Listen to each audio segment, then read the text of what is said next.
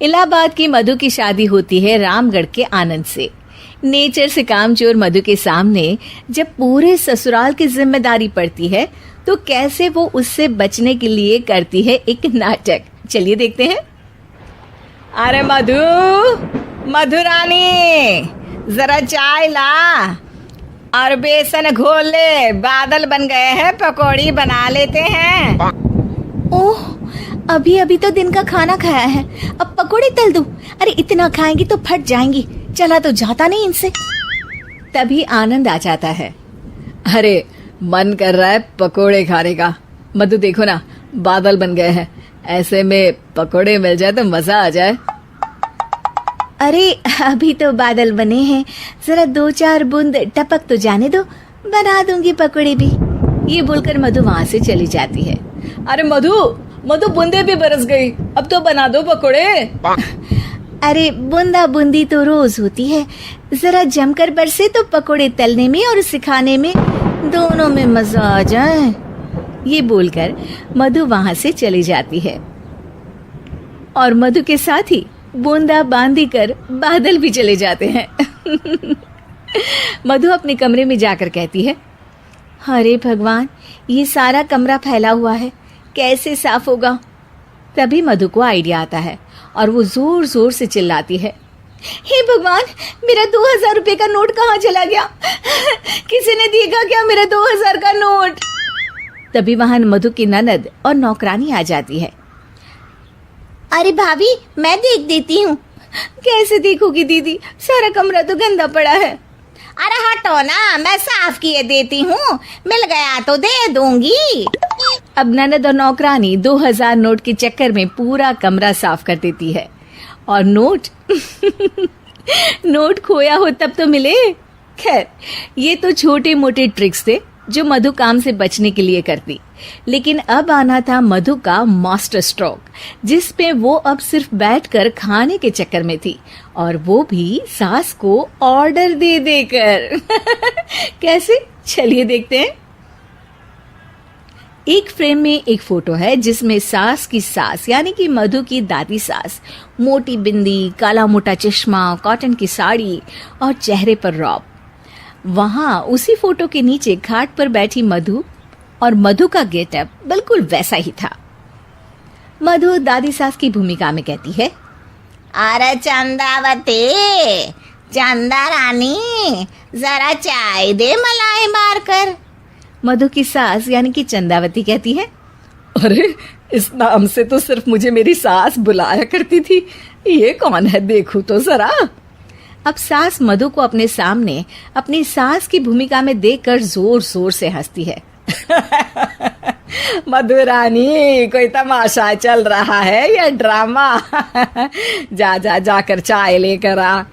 मधु जो कि ये दिखा रही थी कि वो सास की सास है या फिर उसकी आत्मा उसमें आ गई है, वो क्या करती है? चाय और मैं, वो भी तेरे लिए चंदावती। यही सिखाया है तेरी माँ ने। यार, एक तो डायलॉग बदल बहू, तू सास बनकर जो माँ पर सीधे चली आती हो, ये ओल्ड फैशन हो गया है, जरा अपडेट हो जा। और वैसे तू कुछ भी बन, उसके पहले चाय लेकर आ। अभी सास कुछ बोलती कि वहां मधुर के ससुर आ जाते हैं। वो मधु को देखते ही पागल सा हो जाते हैं। माँ, मेरी माँ, माँ तू वापस आ गई।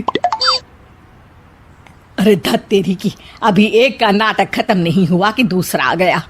अरे हद है तेरी, जबान तो चलती ही जा रही है, सामने मेरी माँ बैठी है। अरे इनका चेहरा देखने को तरस गया था मैं। मेरी माँ वापस आ गई, ये देख मेरी माँ आ गई। ये नहीं कि देसी घी के लड्डू बनाए, बस जबान चला रही हो। अरे जाने ते धनकलाल, इसे तो शुरू से ही बोलने की तमीज नहीं है, मेरी तो आदत हो गई है दब दब कर रहने की। नहीं नहीं माँ, ऐसे कैसे, ये सब करेगी। अच्छा, मैं दुकान जा रहा हूँ, शाम को तेरी पसंदीदा गर्मा गर्म जलेबी और समोसे लेकर आऊंगा माँ। ससुर वहां से चले जाते हैं। अब बेचारी सास अपनी ही बहू के नाटक में फंसकर सारा दिन सारी रात काम करती। लेकिन कब तक? एक दिन की बात है।